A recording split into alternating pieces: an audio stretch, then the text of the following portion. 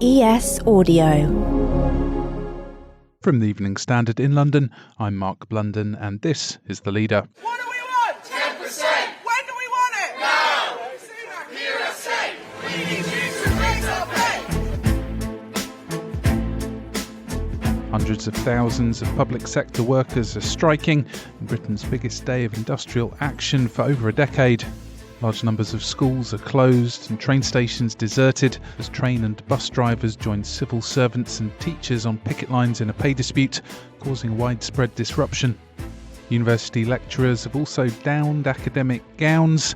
Later we head to the picket line, but what's the impact on studies, particularly for undergraduates who are the class of 2020, Gen COVID, set to graduate this year? Imagine this. It's early 2020, you've long sent your UCAS form in, been accepted for one of London's elite universities and sorted finances to begin the subject for your career. A city of possibility opens up, the lifelong mates to come, chaotic Freshers' Week fun, dashing across the quadrangle from lecture to tutor group, and then... This is the worst public health crisis for a generation. First, we're joined by final year King's College London English undergrad Liv Facey, a 21-year-old South East Londoner who's also a freelance journalist and producer, who I asked about the impact of 18 days of strikes. It's just not these 18 days. I've had strikes also my second year. So overall, my studies have been very disrupted and I just feel less prepared for exams. So for example, I have requested an alternative assessment instead of sitting a 3-hour exam in May because I just feel that I haven't got the correct teaching. I won't feel prepared. And an alternative assessment will give me coursework, which I can discuss with my professor rather than just going into an exam. But overall, I just think it's been so disruptive to my whole degree, and my third year is weighted the most heavily as well. So it's just really scary to think about how much it's going to impact me overall. Do you think the pay rise demand is a fair one? I do think their pay rise demand is fair, and I agree and support them in their reason for striking because they have poor pensions. I had a professor last year who was on a fractional contract and, her contract ended 2 months before the end of the semester. I support them, but I also have to think of myself and how much money I'm paying for this experience. How would you describe the atmosphere on campus in the build-up to the strike? Draining, definitely a lack of motivation from myself and other students. We just don't feel motivated if we're not going to be taught and we're not going to be on campus anyway because there's no one there to teach us. But it's also a tense atmosphere and a stressful atmosphere because we know that we want to graduate in the summer and this is our only opportunity in which to do it, but we just don't have the support. Liv, could you describe what it was like starting your degree during COVID? It was a very bizarre start. We were completely online on Microsoft Teams. Obviously, you had technical difficulties, but for the most part, it just felt like I don't know, I was attending chat with my friends because I would just roll out of bed in my pajamas, sit at my desk. But I didn't want to talk. I didn't have to talk, which made it very hard in seminars because you would just be sitting in silence for an hour. But that experience I feel was different because there was nothing they could do to change that. We had to be online. That was just the way the world was.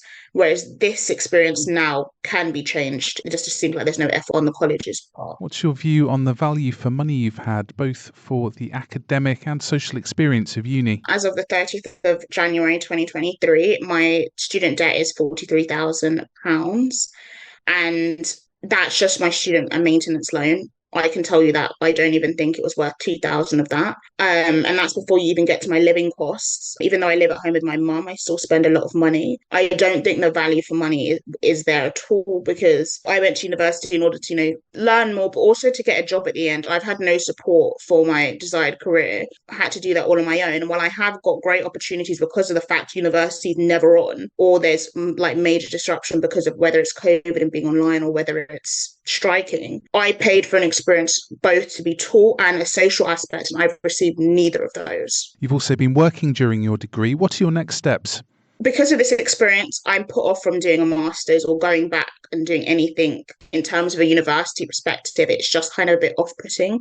I will probably go and do a journalism qualification in the form of an NCTJ or an apprenticeship or something like that. I think that because of the disruption, I'm very prepared to go into my career. I've been able to write loads for other people. I've been able to take phone shifts at radio stations.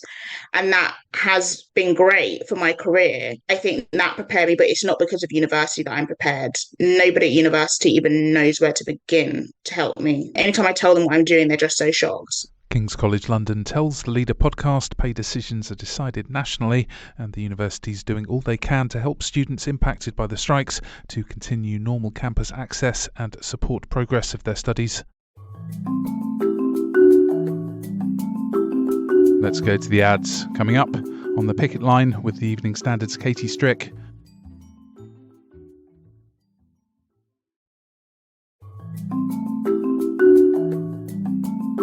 Welcome back. Now to the picket line at the London School of Economics off the Strand, where Evening Standard senior feature writer and commissioning editor Katie Strick has been interviewing UCU members who've rejected a below-inflation pay offer. Katie speaks with Associate Professor of Sociology, Pat McGovern. Can you tell me why you're striking today? So I'm striking, well, obviously there's inflation, there's cut in wages again, but also, as you get to my age, and I'm here a long time, a real concern about what's happening across the generations. So we have a lot of younger colleagues on temporary, part-time, fixed-term contracts as well. And we also have a new pension scheme that's hitting them harder than those of us who have been in a lot longer. So there's a sense, a real worry that the future of the sector isn't sustainable with these changes. Are you worried about students and people who might have considered a career in academia not doing so? Yes. I mean, it is a good job. It's an attractive job. The problem is getting them, because there's so many of them now are on a short-term basis. I mean, I wish people would wake up and appreciate what's happening in universities. You wouldn't accept it in secondary school for A-levels that such a proportion of your teaching would be done by people who are on casualised contracts. It just wouldn't be sustainable, and parents would, complain about it. But instead, what's happened is that we have asked students to do far more work than they did 20, 25 years ago. They're more stressed. They also have there's mental health issues coming through, and so we're also amateur mental health workers, as well as trying to give them an introduction and teach them on the subject. It's not sustainable. There is the money in the sector, and the staff are the sector. We don't need to be property companies. We don't need to be throwing up glamorous and expensive buildings with award-winning architects all the time. We should invest in the people much more than we are. They went on to discuss lecturers' ever-growing workloads. What toll is that extra workload taking on you as staff? You have to accept that you're going to fail. You're not going to be able to do all of your jobs. So you've got to pick which part of the job you're not able to do as well as you did previously.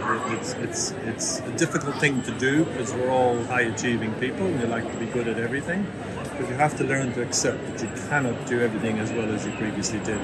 So you didn't look for what the priorities are. Not easy. We're making it up as we go along.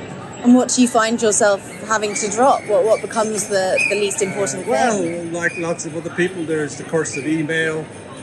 So you get lots of emails, but then you're always looking out for the ones of students who, you're trying to help them with the teaching with the classes, or they're worried about the dissertation projects. So you try and spot those, and you spend a lot of time searching through. Then you're taking up, family hours doing your research, because we're all under pressure to deliver research. And that's difficult in family time, because, you may have a partner who's unhappy about the amount of housework they're doing, while you're busy trying to do some writing. You've written 2 paragraphs in the day or something. It doesn't seem very productive. That's one of the consequences, is spillover in other lives. And I dare say, if you ask the children of lots of academics today, they're not going to follow their parents into their profession. And that's, to me, is very sad.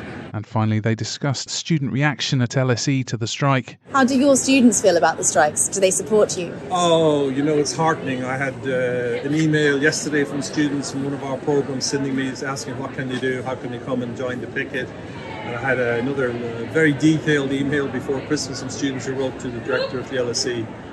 So as I say, I feel obliged to do a really good job when I'm teaching them now, even though I know we're going to be going on strike and we lose pay and they lose some teaching. Yeah, it must break your heart to think of them losing teaching and that being the only way for you to make your point. It might break my heart, but you're in this because you enjoy teaching, because you enjoy working with students. I mean, the last thing you want to do is go on strike. People are really torn about this. It's whether you're in primary school or in the university sector, you're there because you want to teach and work with young people and help them develop and grow. And finally, what would you say to Vice Chancellors today? I would say, think about this. We're all out, all across the university sector. Let's get together and make not just a deal for the moment, but put in a set of processes that will stop this happening in the future. We've been on strike far too often in the last few years, nothing achieved. LSE tells the Leader podcast they're committed to supporting staff, are actively engaging with representative bodies on pay and pensions, and continue to have constructive discussions with the local UCU branch.